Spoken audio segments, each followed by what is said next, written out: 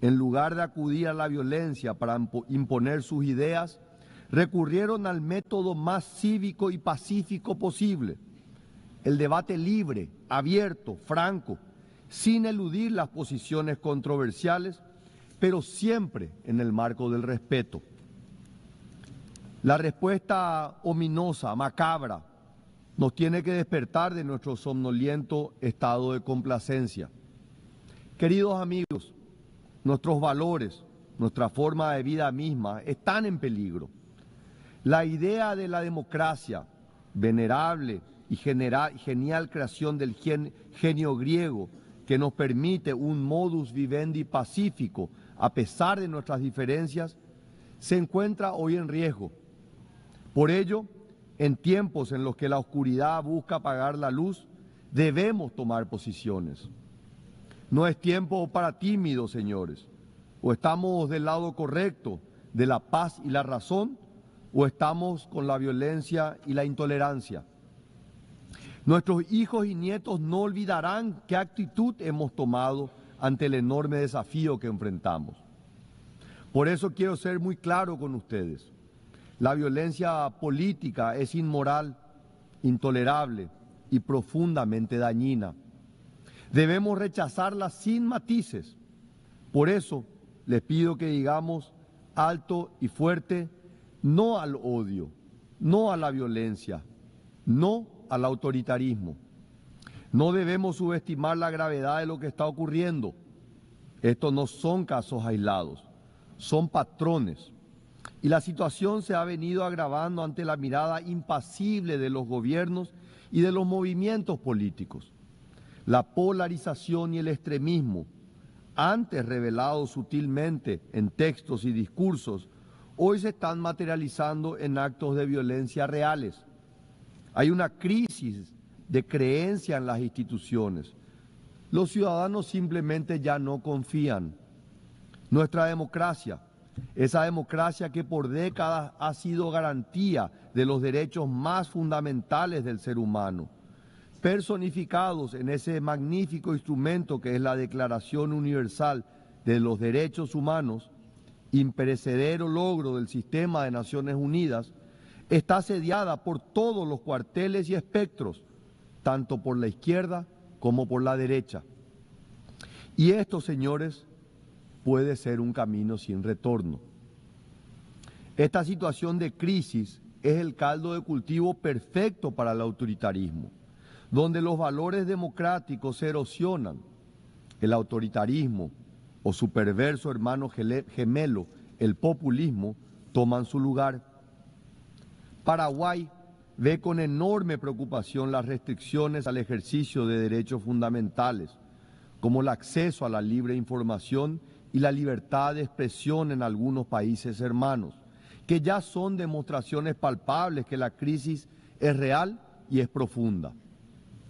Así, lamentablemente, la situación en Venezuela se ha vuelto verdaderamente alarmante. A las violaciones sistemáticas de los derechos humanos y las libertades fundamentales se suman acciones contrarias al derecho internacional y la persecución a líderes políticos. El proceso electoral de julio del 2024 pisoteó la voluntad del pueblo venezolano. 7 millones de venezolanos han abandonado su patria, la mayor crisis migratoria en la historia del hemisferio occidental. En Nicaragua, por otro lado, la persecución a opositores políticos persiste y se expande agresivamente. La situación de los derechos humanos y las garantías fundamentales es demasiado grave. Han expulsado a órdenes religiosas completas, han despojado de la nacionalidad a cientos de nicaragüenses cuyo único crimen fue disentir. Incluso la Iglesia Católica es perseguida, algo impensable en América Latina. Paraguay conoce mejor que nadie la calamidad del autoritarismo y la dictadura, pues vivimos el régimen militar más largo en el continente del siglo XX, cuyas cicatrices aún no cerraron de todo.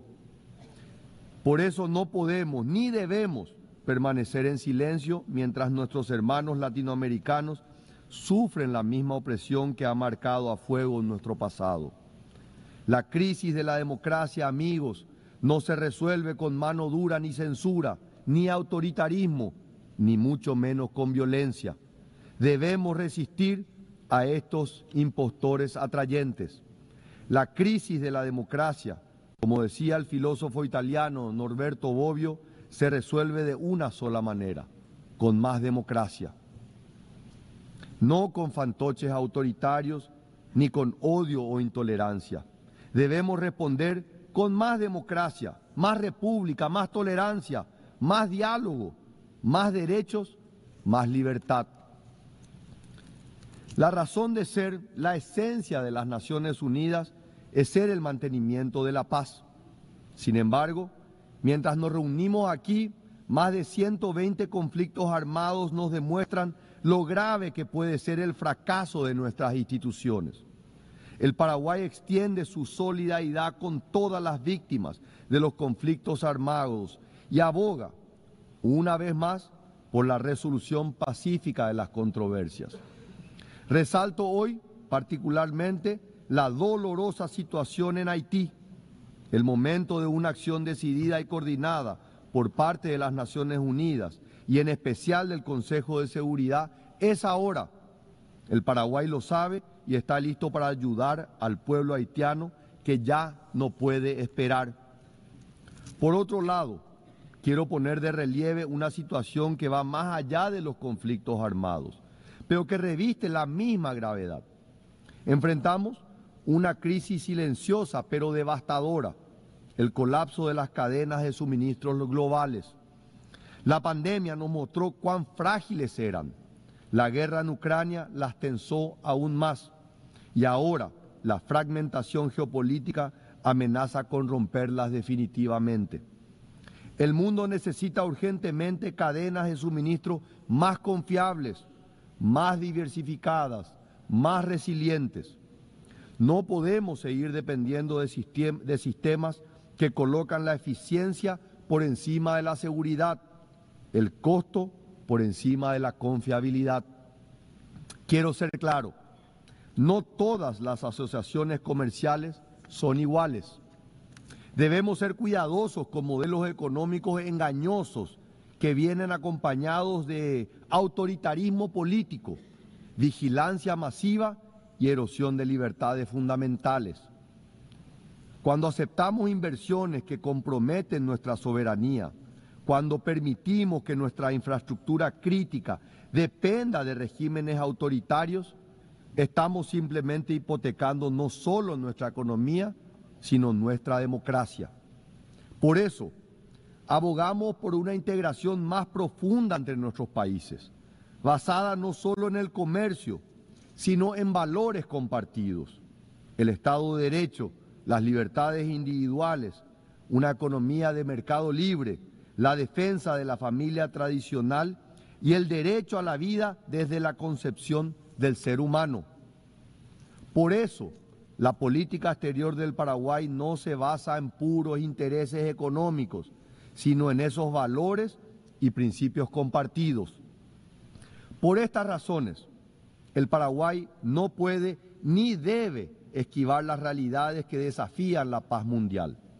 La prudencia diplomática no puede convertirse en complicidad silenciosa.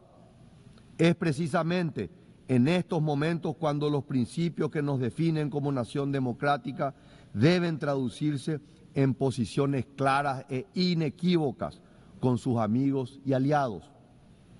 Paraguay reafirma aquí su posición sin ambigüedades. Israel tiene el derecho legítimo a defenderse.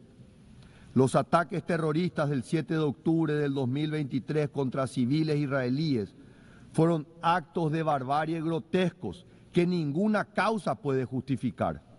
Rechazamos cualquier intento de equiparar sesgadamente la responsabilidad entre las autoridades democráticamente elegidas de Israel y los líderes del grupo terrorista Hamás. El antisemitismo, señores, como los hechos diarios lo demuestran, no es un accidente del siglo XX. Está vivo y está fuerte. Forma parte de ese ciclo de violencia irracional y de odio del que hablaba al inicio de mis palabras. Debo confesar aquí que nunca he entendido cómo tanta gente ha adoptado esta horrible visión del mundo, dado que el pueblo judío ha dado tanto material, cultural y espiritualmente al mundo. Y sin embargo, lamentablemente esa perversión sigue entre nosotros. La única respuesta es estar alertos, no al odio. Shoah nunca más. Es por eso que el Paraguay ha sido uno de los primeros países del mundo en designar tanto a Hezbollah como a Hamas como organizaciones terroristas internacionales y siempre ha censurado profundamente sus acciones malvadas. Condeno decididamente a estas organizaciones criminales una vez más hoy ante todos ustedes. Mi país seguirá oponiéndose a quienes nieguen el valor sagrado de la vida humana, idea fundamental en la visión paraguaya sobre el ser humano. Hacemos también un llamado urgente para la implementación de una solución que alivie la situación humanitaria en territorio palestino, ponga fin a la violencia y garantice la liberación inmediata de los rehenes, promoviendo un diálogo constructivo que conduzca hacia la convivencia pacífica entre ambos pueblos y sea fuente de una paz duradera en la región del Medio Oriente. La diplomacia principista del Paraguay, basada en convicción y no en mera conveniencia, también explica la firmeza moral que tenemos sobre otra democracia que enfrenta amenazas existenciales. La coherencia en la defensa de los valores democráticos no admite geografías selectivas ni cálculos de conveniencia. Los principios, cuando son genuinos, se sostienen por su valor intrínseco, no por su rentabilidad política. Paraguay mantiene con orgullo 67 años de relaciones diplomáticas con la República de China, Taiwán. Esta amistad, forjada en valores democráticos compartidos, ha demostrado que la cooperación entre naciones puede basarse en más que en el mero interés. Seguramente esta decisión nos cuesta mucho económicamente, pero créanme, el valor de hacer lo correcto no tiene precio. Las crecientes tensiones en el estrecho de Taiwán nos preocupan profundamente. Los ejercicios militares cada vez más agresivos, las incursiones aéreas constantes, la retórica belicista, todo apunta hacia una escalada peligrosa que podría desestabilizar no solo Asia, sino el orden global entero. Señoras y señores, hay que decirlo sin ser tibios o pusilánimes. Taiwán merece un lugar en este foro. Permítanme repetirlo. Taiwán se merece un lugar en este foro. Es una cuestión de estricta justicia. Su exclusión del sistema de las Naciones Unidas es una afrenta que debilita la legitimidad de nuestras instituciones. 23 millones de personas decentes, trabajadoras y dignas no pueden seguir siendo invisibles para el multilateralismo. Señores, como en otros casos, la cuestión de Taiwán y su estatus internacional también debe, de forma ineludible, ser parte de los debates de esta Asamblea General. Es hora de cortar de raíz este árbol de injusticia que ya tiene décadas de crecimiento y dar lugar a China-Taiwán en las Naciones Unidas. Estas posiciones principistas, basadas en convicciones y no en conveniencias, dan al Paraguay algo que es relativamente escaso en estos días: genuina autoridad moral para discutir los problemas que nos aquejan. En este contexto de crisis global, Paraguay se reafirma como una potencia media, con un rol central en la construcción de consensos y en el fortalecimiento del sistema multilateral. Los hechos respaldan nuestras palabras. Paraguay procede con un característico espíritu constructivo en los debates del sistema multilateral. En línea con este protagonismo activo, Actualmente mi país es miembro del Consejo Económico y Social y contamos con expertos nacionales en el Tribunal del Mar, el Comité de Derechos Humanos, el Comité de Derechos Económicos, Sociales y Culturales y la Junta Internacional de Fiscalización de Estupefacientes y la Comisión Consultiva en Asuntos Administrativos y de Presupuesto, entre otros. En el periodo 2026-2027 aspiramos a la presidencia del Buró de la Sexta Comisión de la Asamblea General y asumiremos la responsabilidad de ser miembros de la Comisión de Consolidación de la Paz. Queridos amigos, el Paraguay está de pie y listo para tomar su lugar en el concierto de las naciones, no como una mera voz periférica, sino como un verdadero actor protagónico en la búsqueda de soluciones en los problemas globales. Por eso, el Paraguay acepta y se compromete con los objetivos propuestos en la iniciativa UN 80 del secretario general, las cuales incluyen la búsqueda de mayor eficiencia en la utilización de los recursos existentes, la simplificación de los procesos y la revisión de la implementación de los mandatos. Por eso, el Paraguay exige la implementación del balance geográfico en la designación del próximo secretario general para fortalecer la legitimidad y la representatividad de esta organización. En dicho proceso, estamos convencidos debe mirarse a nuestra región, que cuenta con candidaturas que cumplen con los más altos estándares de experiencia, integridad, visión y sobre todo liderazgo para generar puentes que nos ayuden a superar los desafíos con impacto global y riesgo sistémico. Por eso, Paraguay exige la reforma profunda del Consejo de Seguridad, para evitar que se vuelva prescindible dentro de un multilateralismo que precisa dar soluciones a los numerosos conflictos actuales, tanto aquellos entre estados como los causados por actores no estatales. Por eso, pedimos aquí posiciones más flexibles para que el Consejo de Seguridad vuelva a ser verdaderamente representativo en su membresía y recupere la eficacia en el cumplimiento de su misión. Reclamamos la eliminación del veto, lo que dará más legitimidad al organismo y permitirá que la ONU, como organización universal, vuelva a ser protagonista en la determinación de las soluciones a los grandes desafíos que enfrenta nuestro mundo. Señora Presidenta, distinguidos delegados, sé que el panorama que he presentado hasta aquí no es el mejor, incluso es sombrío, pero he preferido hablar con la verdad, sin rodeos, para no subestimar la gravedad de nuestra situación actual. Y aún así, optimista de alma como soy, no puedo evitar decirlo. Miro al futuro con una gran esperanza. Como dijo el gran escritor William Faulkner, yo creo que la humanidad no solo perdurará, sino prevalecerá. Con todos nuestros defectos, cuando trabajamos en conjunto, cuando anteponemos la solidaridad sobre los separatismos, el diálogo sobre la violencia, la tolerancia sobre el odio, la humanidad es capaz de grandes cosas. La construcción del futuro no es posible solo formulando un deseo. La construcción del futuro requiere intención, persistencia, constancia y disciplina. Siempre digo, y hoy lo repito, no hay atajos para el desarrollo, solo existe el trabajo duro. Pero las palabras ya no bastan.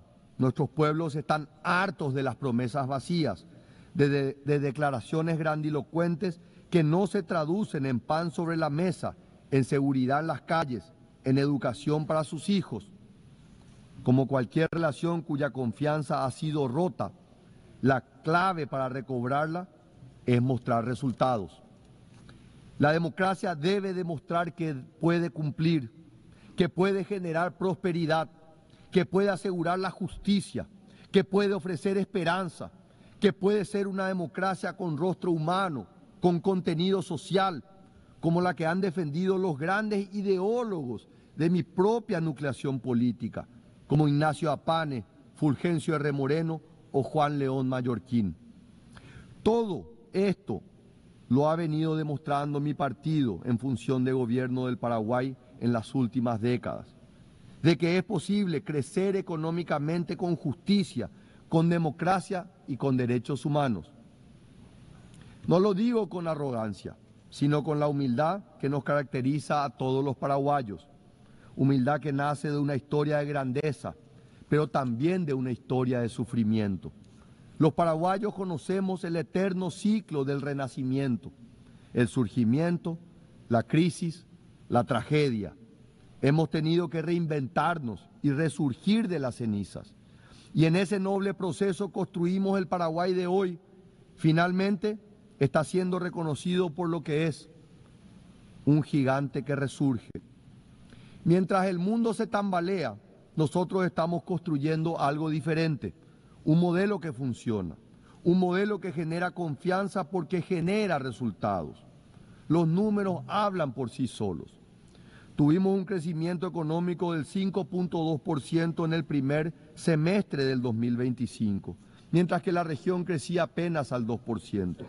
Nuestra inflación se encuentra controlada en menos del 5%, por debajo del promedio regional. Avanzamos firmemente hacia la convergencia fiscal post-pandemia. Nuestro déficit fiscal vuelve al 1,5% para el próximo año. Nuestro desempleo se encuentra hoy en los mínimos históricos. Pero el crecimiento sin justicia social es vacío. Por eso implementamos programas ambiciosos que están transformando la vida de las personas más vulnerables. Nuestro programa de hambre cero en las escuelas alimenta diariamente a más de 1 millón de niños en 7.000 escuelas. Cherogá Porá está convirtiendo a miles de familias trabajadoras en propietarias de su propia vivienda. Por primera vez, el Estado ofrece créditos hipotecarios con cuotas equivalentes a lo que sería un alquiler. Transformamos un gasto mensual en patrimonio familiar. Resalto que 120.000 personas salieron de la pobreza en un año. La pobreza extrema cayó al 4.1, el nivel más bajo de nuestra historia. Pero nada de esto sería posible sin instituciones sólidas. Por eso emprendimos un proceso de reformas audaces. Impulsamos la ley del servicio civil para profesionalizar la función pública, terminando con décadas de clientelismo. Con la ley de integridad y transparencia, creamos mecanismos reales de control y rendición de cuentas, fortaleciendo a la Contraloría General de la República. Aprobamos la ley del Registro Nacional Unificado, una ley que propone una transformación estructural y ordena, luego de más de 100 años, la propiedad inmobiliaria en Paraguay. El resultado: en julio del año pasado, el Paraguay alcanzó el grado de inversión por primera vez en su historia. Distinguidos delegados, el modelo de Paraguay no es perfecto, desde luego. Tenemos enormes desafíos y falta mucho todavía, pero estamos cambiando la realidad. Estamos demostrando hoy Paraguay no es solo un país. Al decir del presidente de la Federación de Automovilismo, Mohamed Ben Sulayem, durante la celebración del Rally Mundial en Paraguay, el Paraguay es el país. Señora Presidenta, distinguidos delegados, comencé este discurso con algunas advertencias bastante oscuras sobre el estado de la democracia global y nuestras sociedades. Los tiempos son graves y hay mucho de qué preocuparse. Pero no quiero terminar con una nota pesimista. Un futuro distinto, mejor, más luminoso es posible. Depende solamente de nosotros, de todos nosotros, de diagnosticar los problemas con valentía y enfrentarlos con perseverancia y convicción. El futuro no está predeterminado. El Paraguay es prueba viviente de que incluso a pesar del caos y la desolación de la guerra, es posible reconstruir. Es posible compatibilizar la prosperidad con justicia, el crecimiento con sostenibilidad, la apertura con soberanía. Paraguay está listo, queridos amigos, para ser parte de la solución. El gigante dormido de Sudamérica ha despertado y resurge con fuerza.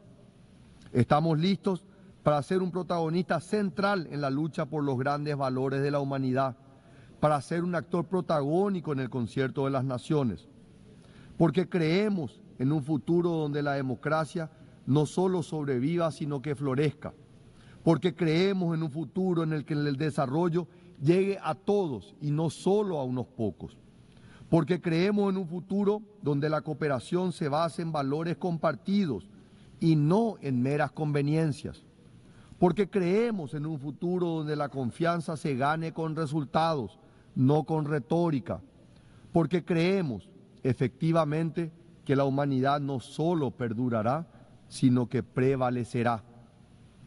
Ese futuro distinto es posible. Los paraguayos lo estamos construyendo todos los días. Los invito a construirlo con nosotros, todos juntos, para dejar un futuro mejor a nuestros hijos y nietos. Un mundo con más democracia, con más libertad, con más tolerancia, con más justicia. Un mundo en el que la esperanza derrote al pesimismo, la luz se imponga sobre la oscuridad y el bien triunfe victorioso por siempre y para siempre sobre el mal. Muchas gracias. Termina el discurso de Santiago Peña, presidente del Paraguay, con definiciones contundentes, categóricas, como nos tiene acostumbrado el mandatario paraguayo, muy firme hablando del régimen de Nicolás Maduro, de la dictadura venezolana, de las graves violaciones a los derechos humanos, de la tragedia humanitaria para las millones de personas que tuvieron que dejar el país por los abusos, por el hambre, por la tragedia a la que los ha sumido el régimen de Maduro. Habló de 7 millones. Probablemente ya estemos hablando más cerca de 8 millones de venezolanos que tuvieron que dejar Venezuela como consecuencia de lo que ha pasado en los últimos 26 años. Habló también de forma categórica acerca de lo que está pasando en Israel, de la necesidad de defender, obviamente, la legitimidad de la defensa de Israel frente a la amenaza terrorista que encarna el grupo Hamas. Habló también del crecimiento del antisemitismo en el mundo, de cómo le costaba a él entender que pudiera haber tanto ensañamiento como el que se está viendo en tantos lugares. Bueno, un discurso que deja muchas cosas, como suele ocurrir cuando habla Santiago Peña, con una mirada que es hoy, la verdad, disonante en el panorama latinoamericano. Después vamos a estar repasando algunos de los discursos, por ejemplo, el discurso de Gustavo Petro, y la verdad es que uno escucha el discurso de Peña y uno escucha el discurso de Petro y uno dice... Y bueno, ¿no? Qué diferencia realmente cuando hay un mandatario que básicamente está mirando con un poquito de razonabilidad la escena y apuntando a un futuro más o menos razonable.